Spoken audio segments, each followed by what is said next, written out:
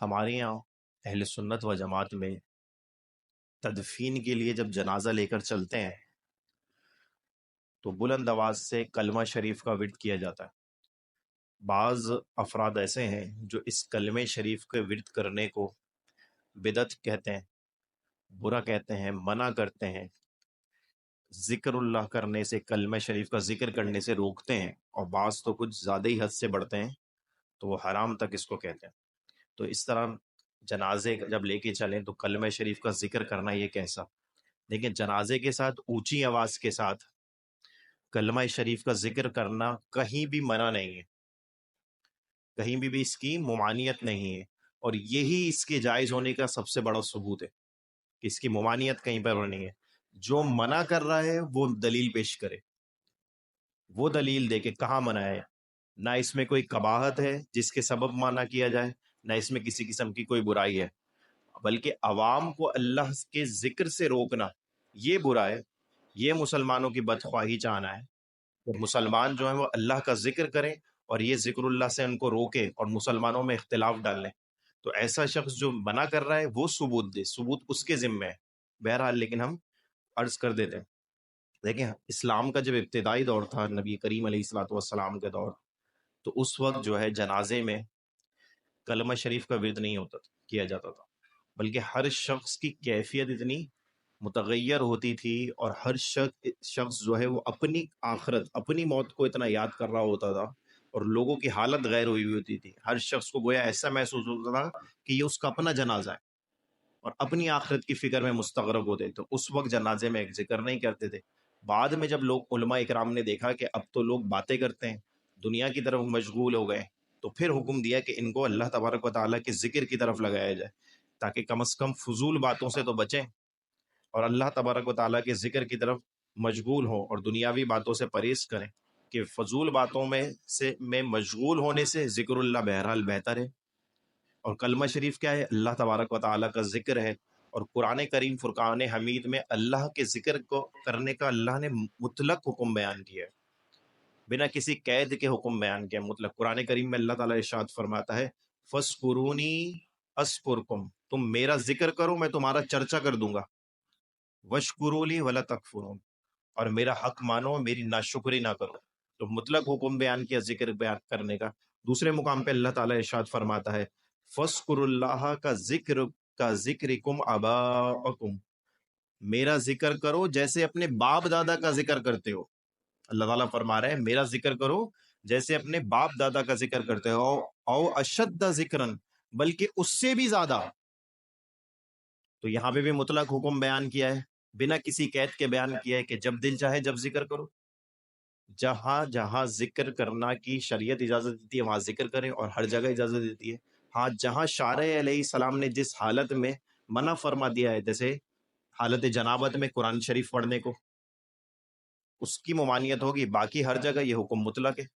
اسی طرح ایک اور آیت قرآن میں اللہ تبارک و تعالیٰ مومنین سے خطاب فرماتا ہے یا ایھا الذین آمنو، اے ایمان والو، یا ایھا الذین آمنوا اذکروا اللہ ذکرا کثیرا، اے ایمان والو میرا بہت زیادہ ذکر کرو، کثرت سے ذکر کرو۔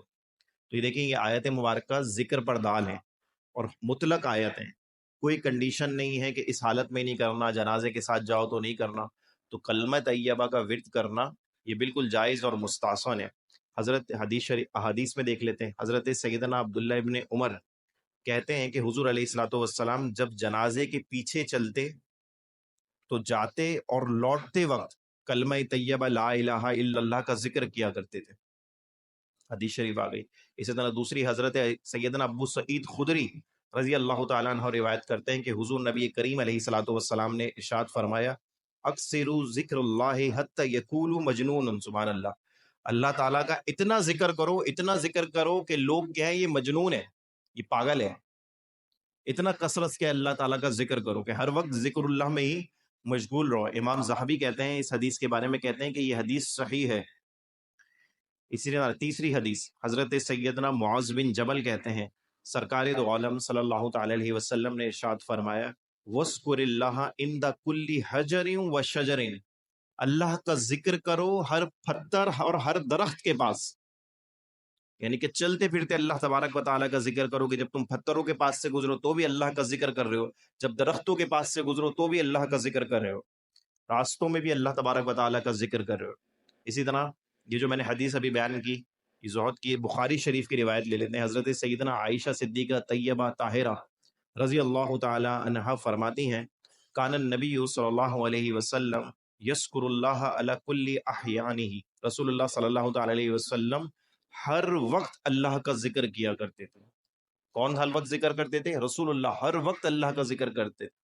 تو ہم جیسے گناہ گاروں کو تو لازمی چاہیے کہ اللہ تبارک و تعالیٰ کا ذکر کریں. تو جنازہ جو کہ خود باعث سے عبرت ہے, جو پکار کر کے کہہ رہا ہوتا ہے کہ اے غافل انسان, آج میں چرپائی پر لیٹ کر جا رہا ہوں, کل تیری باری ہے.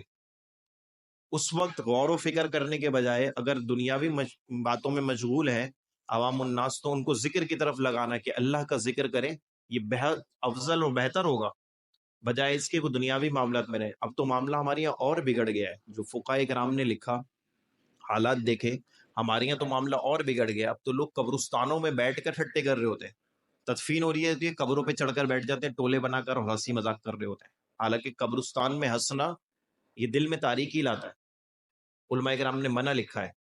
اسی طرح علامہ امام عبد الوہاب شیرانی وہ بیان کرتے ہیں کہ حضرت علی خواص فرماتے ہیں کہ جب معلوم ہوا کہ جنازے کے ساتھ جانے والے بیہودہ باتیں نہیں چھوڑتے اور دنیاوی احوال میں مشغول ہیں, تو مناسب یہ ہے کہ ان کو کلمہ پڑھنے کا حکم دیں, کیونکہ کلمہ پڑھنا نہ پڑھنے سے افضل ہے. کہ کلمہ پڑھیں یہ افضل ہے, اور فقی عالم کو مناسب نہیں کہ اس کا انکار کرے, مگر یا تو نص سے یا مسلمانوں کے اجماع سے. یعنی کہ جو انکار کر رہا ہے وہ یا تو نص قرآنی لے کر آئے کہ یہاں ذکر اللہ کی ممانعت ہے, یا پھر کم از کم مسلمانوں کا اجماع دکھائے کہ مسلمانوں کا اجماع ہے. حالانکہ ایسے دونوں باتیں نہیں ہیں, بلکہ قرآن کریم میں تو ذکر کا حکم ہے, اور مسلمانوں کا کلمہ شریف کا ورد کرنا ہے یہ عام ہے. اسی لیے آگے حضرت علی خواص فرماتے ہیں کہ اسی لیے شارع علیہ السلام کی طرف سے مسلمانوں کو کلمہ پڑھنے کا اذن عام ہے, جس وقت بھی چاہیں پڑھیں, اور سخت تعجب ہے اس اندھے دل سے جو انکار کرے. ان کے انکار کرنے والے کا دل اندھا ہے کہ جو لوگوں کو اللہ کے کلمہ پڑھنے سے روک رہا ہے, اللہ کے ذکر سے روک رہا ہے, کہ لوگ ذکر کر رہے ہیں اور یہ روک رہا ہے. علامہ عبد الغنی نابلوسی فرماتے ہیں کہ بعض مشائخ نے جہری ذکر کو بھی جائز کہا ہے, اس طرح کے جنازے کی آگے اور پیچھے تعظیم کے ساتھ با آواز بلند ذکر کرے, تاکہ میت اور دوسرے زندوں مردوں کو تلقین ہو, غافلوں ظالموں کو تنبیہ ہو, اور دنیا کی محبت اور ریاست سے دلوں میں جو زنگ اور ثقافت پیدا ہو گئی ہے وہ دور ہو. تو خلاصہ کلام یہ ہوا. اسی طرح ایک اور دیکھ لیتے ہیں جزئی در مختار میں علامہ شامی فرماتے ہیں, بلکہ اعلیٰ حضرت عظیم البرکت کی سے لیتے ہیں, فتح رضویہ شریف سے ہم جزئی لے لیتے ہیں. اعلیٰ حضرت فرماتے ہیں کہ علماء اکرام تو یہاں تک لکھتے ہیں کہ منع کرنا اس برائی سے ضروری ہے. یعنی کہ کون سی برائی سے منع کیا جائے گا؟ جو بالاتفاق حرام ہو, جس پہ علماء اکرام کا اجماع ہو کہ یہ حرام ہے, جس پہ سب علماء اکرام متفق ہو کہ بھئی یہ کام حرام ہے, اس برائی سے روکا جائے گا. بلکہ یہاں تک وضاحت فرماتے ہیں عوام اگر کسی طرح اللہ کی یاد میں مشغول ہوں تو ہرگز انہیں منع نہ کیا جائے. عوام اگر کسی طرح بھی اللہ کی ذکر کر رہے ہوں تو انہیں ہرگز نہ منع کیا جائے, اگر چاہے وہ کسی طریقہ فقہ یعنی کہ حنبلی, مالکی, شافعی میں حرام ہو. مثلا سورج نکلتے وقت نماز پڑھنا حرام ہے, لیکن اگر کوئی عوام میں سے کوئی پڑھ رہا ہو تو اسے روکا نہیں جائے گا, کہ آخر کسی طرح تو خدا کا نام لے لے, کسی طرح اس کو سجدہ تو کریں, اگرچہ دوسری فقہ پر ہی ہو. تو ذکر اللہ جو کر رہا ہو اس کو روکنا یہ بڑی حماقت کی بات ہے. کہ لوگ اللہ کا ذکر کر رہے ہیں, کلمہ طیبہ کا ورد کر رہے ہیں, یہ اس کو کہہ رہے ہیں یہ بدعت ہے, یہ اس کو کہہ رہے ہیں یہ حرام ہے, لوگوں کو کہہ رہے ہیں اللہ کا ذکر نہ کرو. عجیب عقلیں ماری گئی ہیں, اللہ تعالیٰ ان سے ہمیں محفوظ فرمائے. تو بہرحال خلاصہ کلام یہ ہوا کہ ثابت ہوا کہ جنازے کے ساتھ ذکر اللہ کرتے وقت ہوئے چلنا, اس میں حکم کراہت اس وقت ہوگا جب جنازے کے ساتھ چلنے والے تصور موت میں ایسے غرق ہوں کہ ان کی توجہ اگر کسی طرف اور ہٹائیں گے تو یہ تصور موت سے ہٹ جائیں گے.